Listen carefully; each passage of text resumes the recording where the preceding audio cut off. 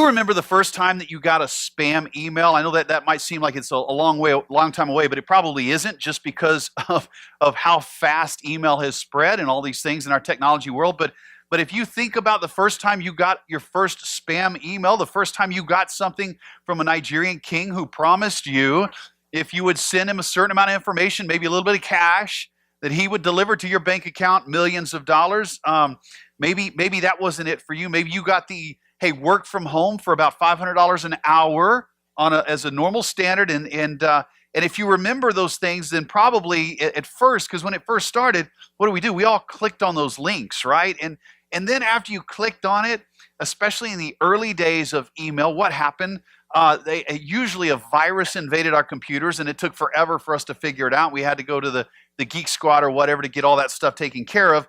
But basically, you just really felt duped, right? You felt a little embarrassed. At least I did when I would click on those links that weren't real, right? I mean, fake news has just skyrocketed exponentially in our culture, especially over computers. And here's the thing: every time we crawl on social media and we get duped by something like that, we feel really bad about it. I mean, we feel kind of silly. If you're like me, you just feel like, man, I should have known better by now, right? I got an email this week from my sister. It declared free bacon for life. I love my sister, but I'm so far into this fake news thing that I'm cynical, I'm sarcastic, so I deleted the email. I just deleted it. I thought there's no way, and even her name, you know how the name doesn't line up with her email address. So I was like, oh yeah, this is not real. Free bacon for life. I mean, come on. That's a huge temptation not to click that link, but I didn't click that link. I deleted it, only to find out yesterday it was a real email. So, we're just living in a weird time, and we can be really jaded in this whole thing. We've been talking for the last 4 weeks about these myths, these things that God never said, but sometimes for some reason, in some way, they've been incorporated into our belief systems or into our culture. And so there's these things that are out there that he never said, but for some reason we kind of believe they're true. And they even sound good at times, right? And there's a ton of them out there, so we've been tackling a few of them. And this morning, here's the one we want to talk about.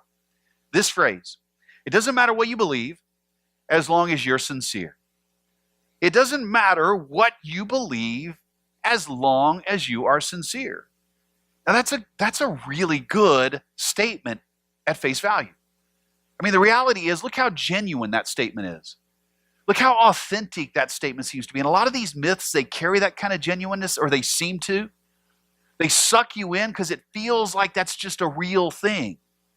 Like, it doesn't matter what I believe, just as long as I'm sincere. As long as I'm sincere, how can God be upset with me?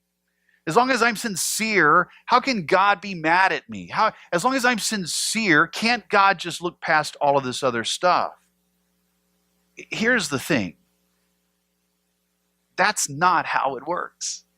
And it's so funny how we actually use this in other areas of our lives. Have you ever had the because God said so argument with somebody? Like that thing that when they come out and they tell you, well, God told me to go on this trip, or God told me to date this person, or God told me to go into this career, and they use it, and you think, no, it wasn't God, like you're having a bad week, or you ate some bad pizza last night that you left it out all day, or something's wrong. But they use it as kind of a trump card, right? They use it as a way to kind of keep you from discussing the issue, because they don't want to argue about it. They don't want to talk about it. So they throw this thing out. God told me. I hate that. I mean, I love when God tells you things. I love when God tells me things. But the reality is, sometimes we use that as this kind of genuine, authentic statement that makes it so nobody can talk to us about the issue at hand. And that's not how it works, right? That kind of is what it feels like to me in this myth today. It doesn't matter what you believe, as long as you're sincere. It kind of feels like it's that authentic and that genuine, to the point it oozes this genuineness and kind of keeps me from being able to discuss anything with you, right? So let's talk about the problem with sincerity for just a second. Let's start not even with the Bible. Okay, so I don't know where you're at in your understanding of God, or maybe the Bible, or whether you think it's true or not. But let's just start without the Bible for a second. Let's talk about sincerity. Because we use sincerity in this conversation in a way that we don't use it in the rest of our lives, right? Think about somebody who's racist. I've got people in my extended past family who were quite racist. And it's funny how a racist person can be so convinced, so authentic, so convicted, if you will, that their way is right. They are sincere in their bigotry, but they're sincerely wrong, right? They're sincere racists, but they're sincerely wrong. Now let's talk about me for a second. If you hadn't been around me enough yet to learn, when I was in college, I was pre-med on a pre-med track because I love science. I love the human body. I love everything about biology, cell biology, microbiology, chemistry, organic chemistry. I just, that's what I immersed myself in, the study of the human body and how things work, and it's fascinating. I always said, I think every kid should have to take a class on procreation, on how babies are made, not at the surface level. I think they should take one at the cell level, because when you begin to study and understand how each one of us are knit together, how life begins, I think it's fascinating. You'll be more convinced than ever. You don't need the Bible. I don't even think you need God to be in this conversation. When you understand how a baby, it comes together in its mother's womb, you will be so amazed at the things that could always go wrong at any second. Like the factors that have to be just right to make a baby. We take it for granted in our culture. But it's awe-inspiring to study that stuff. So that's me, right? That's part of what I love, and I studied that stuff. And but listen, I'm sincere in my love for the human body and health studies in the health field. But if you let me operate on you, you're sincerely wrong, because I just didn't finish the degree, right? I didn't go through all the classes, and I can be sincere all day long about my love for health sciences, but I haven't been qualified. I would be sincerely wrong to operate as a doctor.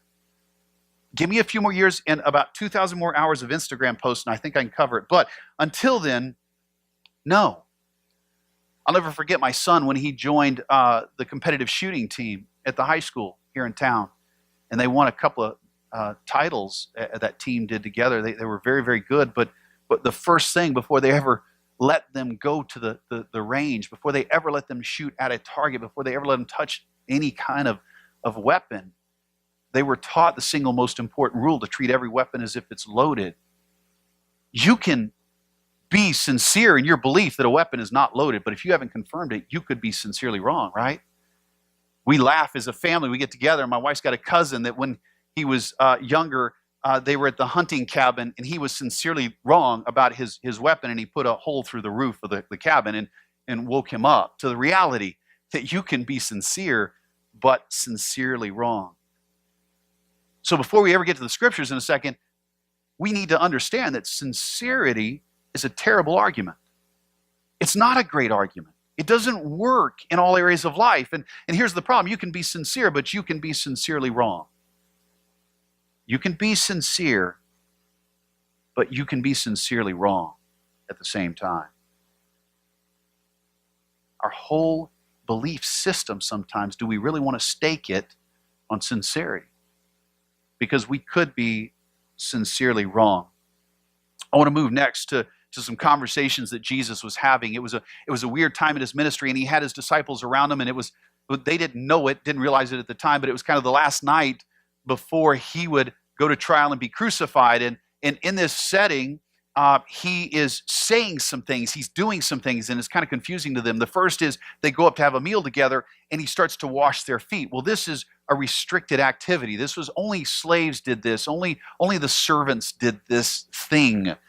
You can imagine people's feet in the Middle East at a time where they wore open-toed shoes and dust and sweat and animals. And so the keeper of the house, the person in charge, the leader, the rabbi, they would never be the ones washing the feet. It was always going to be that servant person. Well, Jesus starts washing their feet. So they're already kind of nervous about this thing.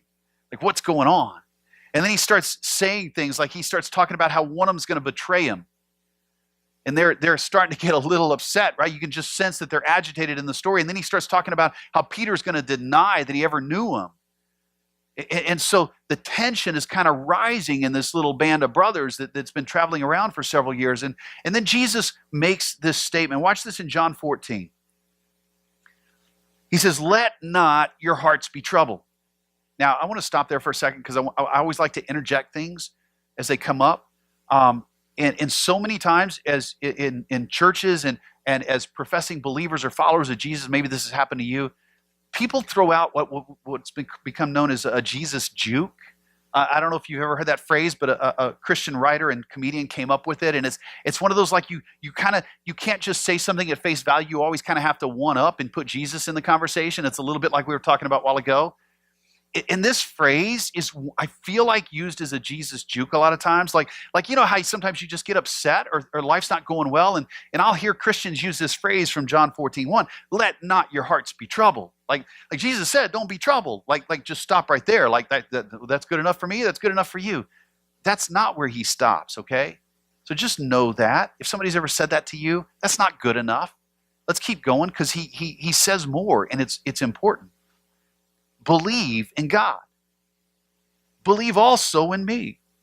In my Father's house are many rooms. If it were not so, would I have told you that I go to prepare a place for you? And if I go to prepare a place for you, I will come again. And I will take you to myself, that where I am, you may be also. And you know the way to where I am going. Notice this conversation. What's going on here? They're agitated. They're kind of tripping out a little bit. They're trying to figure out what Jesus is really telling them. And he kind of slows them down and he starts to talk to them, but he says something. He equates himself to God. He basically says he's God. Believe in me and believe also in God. He puts the two of them together. And that's kind of a crazy thing. If people do that in our circles, right? If anybody comes to your office this week and says, "Hey, news, found out over the weekend, I'm God," what are you going to do? You're probably not going to, I hope you're not going to believe, right? It's just one of those things. We look at him, we go, "You're crazy." Yeah, like there's something wrong here, but I want you to look what he does, because he doesn't stop there. He doesn't stop with just don't let your hearts be troubled. He doesn't stop with just believe in God and believe in me because we're the same. He doesn't stop. He goes on and he puts some parameters on this thing. Look at this. What does he say? He says, "I go to prepare a place for you." And then he says, if I go there, I'm going to come back for you. He says, here's the parameters of this conversation. I'm going to go somewhere, and then I'm coming back. I'm going to do something you can't do, and then I'm going to do something even bigger than you can't do. I'm going to come back from it. Now look what Thomas says. Verse 5, he says, "Lord, we don't know where you're going. How can we know the way?" And Jesus says to him, "I am the way and the truth and the life. No one comes to the Father except through me." And in that one statement, underline it, in that one statement, all roads that led to heaven at one time or appeared to went away. Right? There is no more of this conversation of all roads lead to heaven. I get it. I hear the conversation all the time. All dogs go to heaven. I don't know. I haven't studied that. We're probably not going to. Love dogs. Don't need dogs in my life. You all know that. So dog lovers don't hate me. It's just where I am in life. Do all dogs go to heaven? I don't know.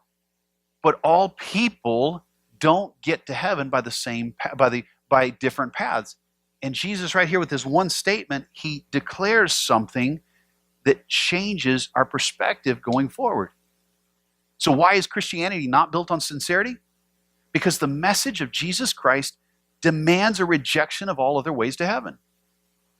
He demands a rejection of all other ways. It says it right there.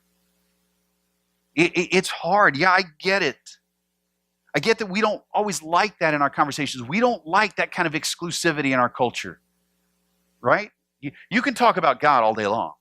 In fact, our culture has gotten pretty open to the idea of God. Our culture has gotten pretty open to the idea of spirituality. You can talk about spirituality all day long.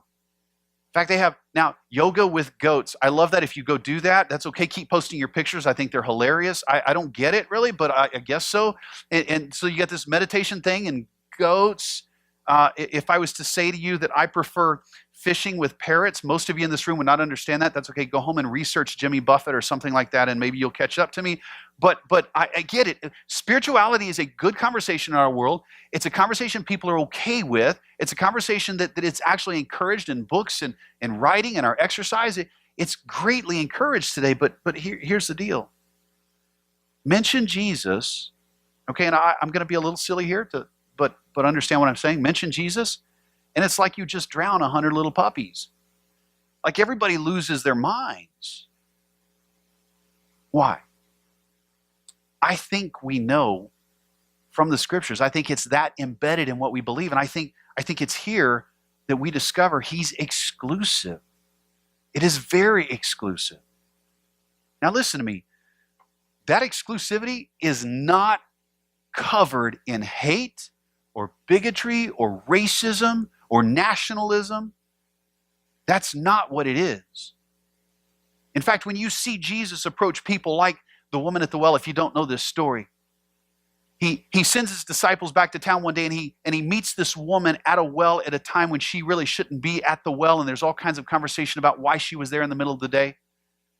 But she's a woman who has had multiple life partners or husbands, or she's living with a guy at the time, and she admits this, and it's just been a really rough life for her. Probably a life trying to survive, because at this time women didn't have a lot of rights.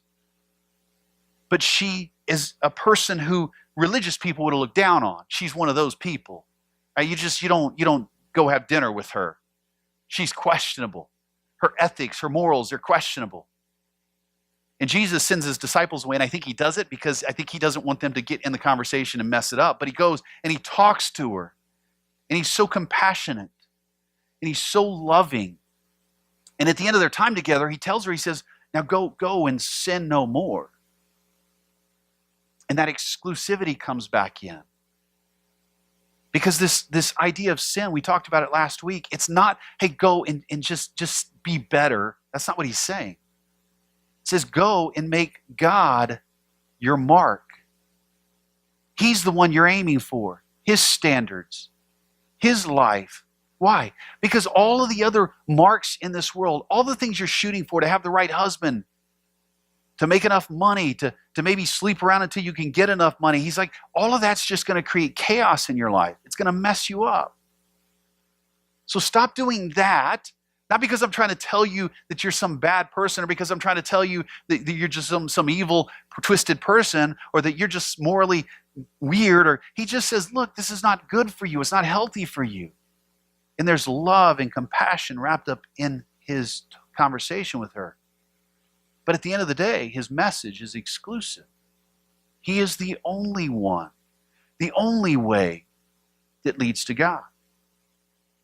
That's the only way to experience that relationship with God that has eternal promises, right?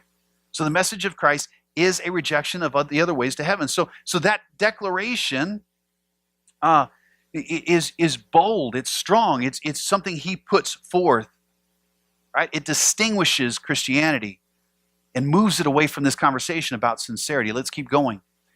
One day, Peter and John are heading to the temple. This is after the crucifixion. This is after the resurrection.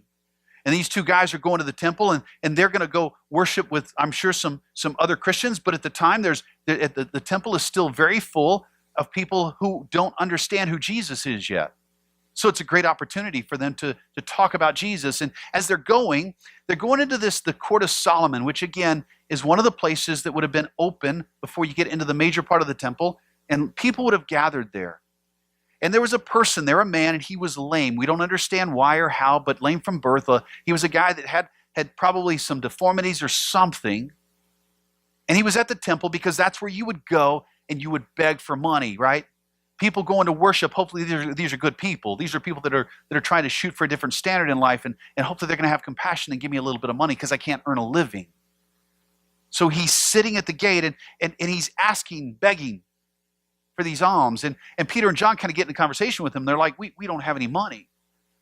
Right? Jesus has kind of raised them and brought them into ministry, and everything is really, really scarce. Don't go out and make a lot of money for yourself and use that to rely on. So he's taught them differently. But they say to him, we do have something. We do have something we can give you, and that's what we'll give you. Acts 3, verse 11. Let's pick the story up. They healed him in that moment. And it says, while he clung to Peter and John. Think about that for a second. This miraculous event has occurred. He's experienced healing. In his culture, he was never going to have anything. He was going to die on the streets. He was going to be left alone. His family might have been non-existent or left him because he was too much of a burden. And here he is, desperate and in need, and these guys come along and offer him healing of his body that's going to allow him to become a part of the culture again, to be productive again, to be able to earn a living again.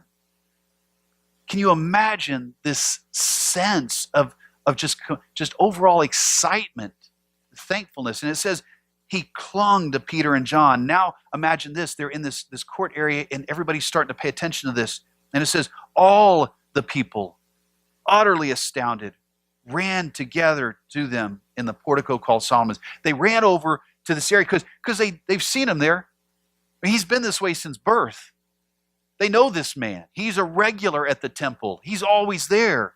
Now all of a sudden, he's standing up and he's never been able to stand. Verse 12.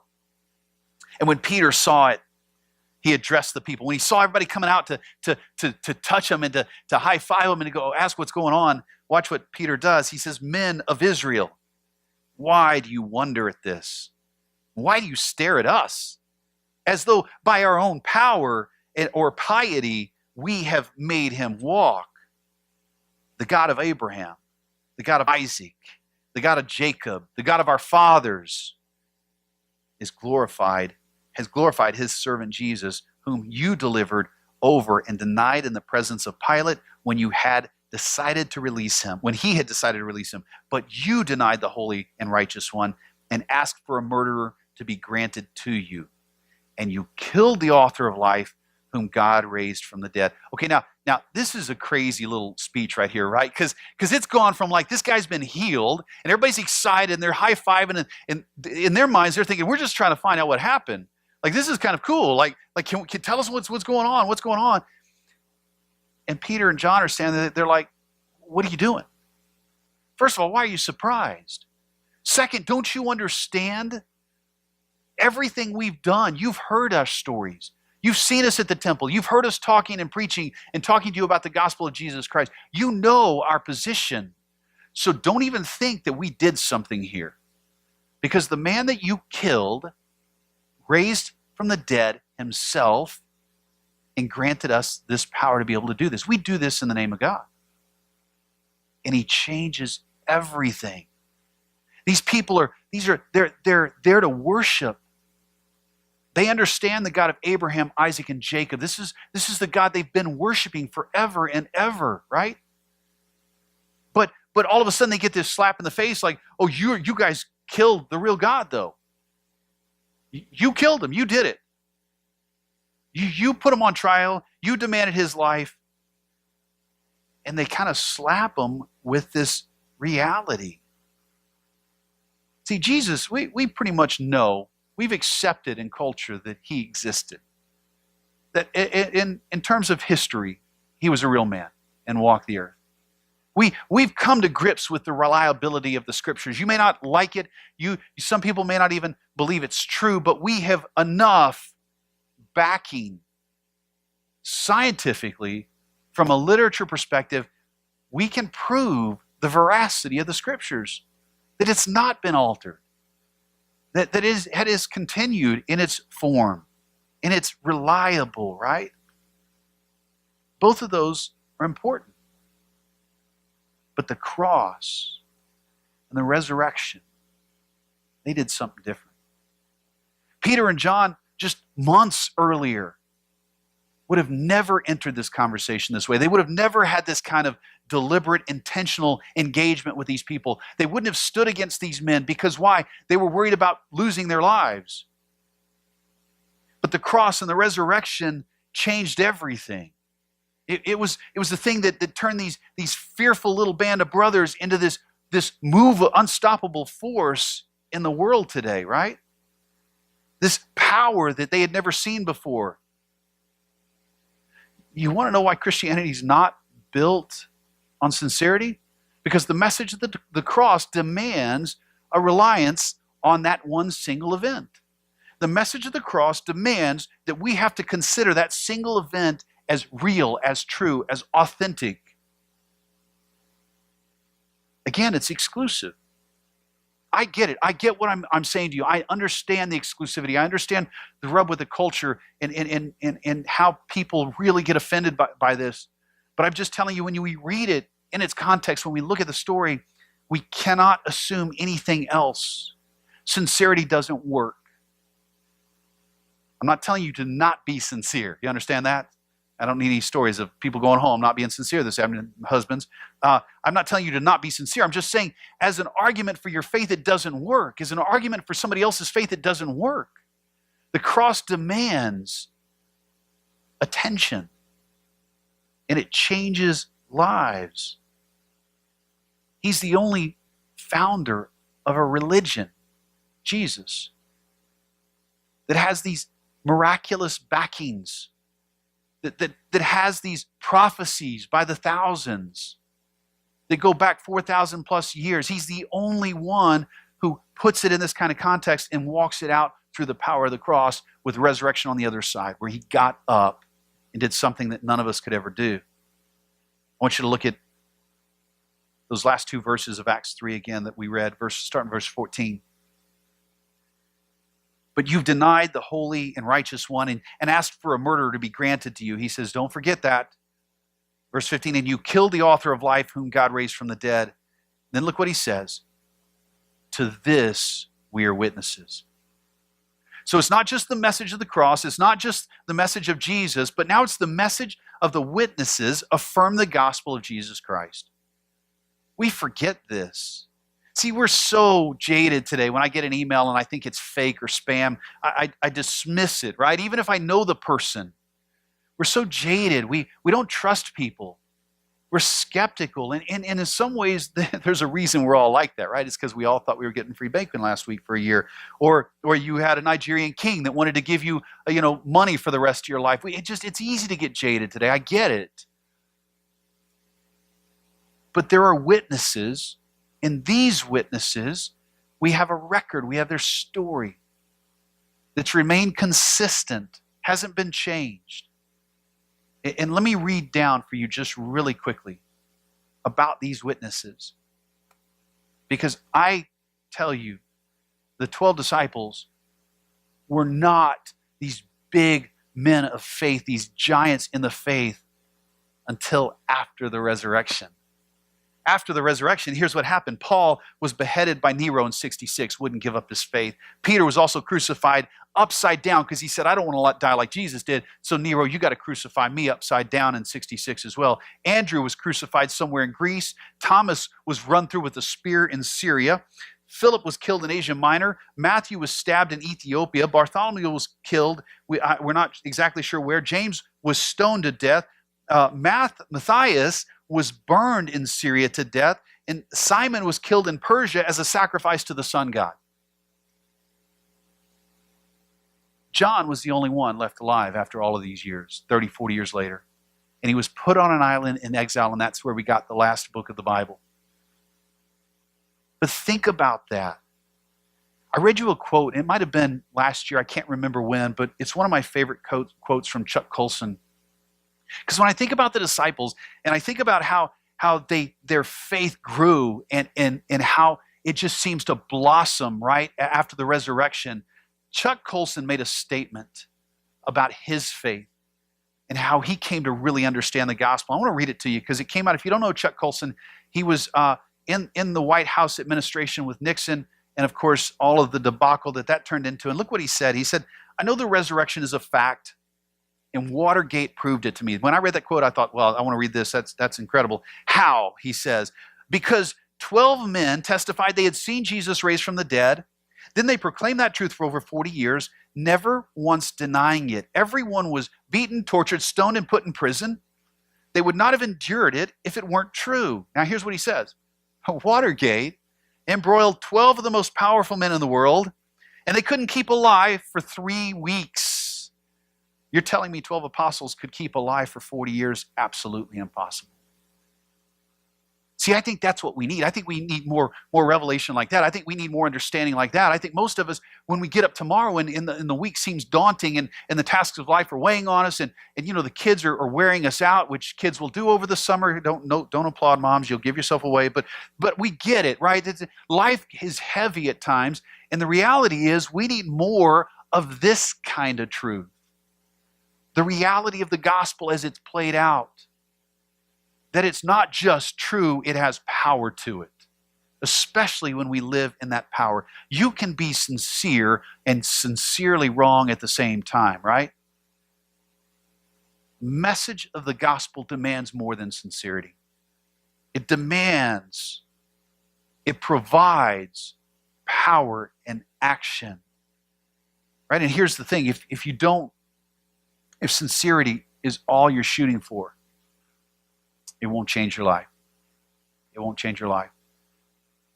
But beliefs, the things we really believe, the things that are grounded in us, the things that we're encouraged with, the things that we've come to know as true, you know what they do? Those beliefs influence our behaviors. Those beliefs influence our behaviors. Those beliefs mark our lives. And the question then this morning we're left with is simply this. How does the gospel mark your life? How does the truth of the gospel mark your life? How does it change your beliefs and then change your behaviors? How does it transform you from the inside out?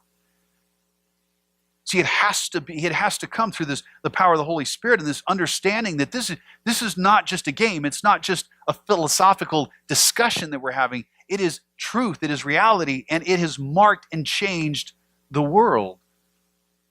Only then are you willing to get close enough to God to allow him to transform your heart and your mind. But if you try to do it on your own, then it's just a set of things that you're trying to perform, right?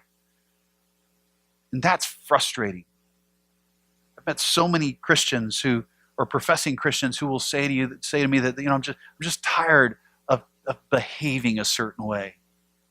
And I always try to lighten that load and say, well, that's not what it's about. Stop. So you're telling me I can do whatever I want? No, I never said that. Just relax for a second, though. Let it go. And embrace this idea that Christ did what we couldn't do. Yes, it's an exclusive message, but now it's not sincerity that's going to get us there, right? It's living in that truth, in that message of Jesus, in the message of the cross, in the message of those witnesses, and allowing the Holy Spirit to transform our lives so that our behaviors can be influenced by the things we really do believe. How is your life transformed by what you believe this week? That's the question we should start every day with. Let me pray for us.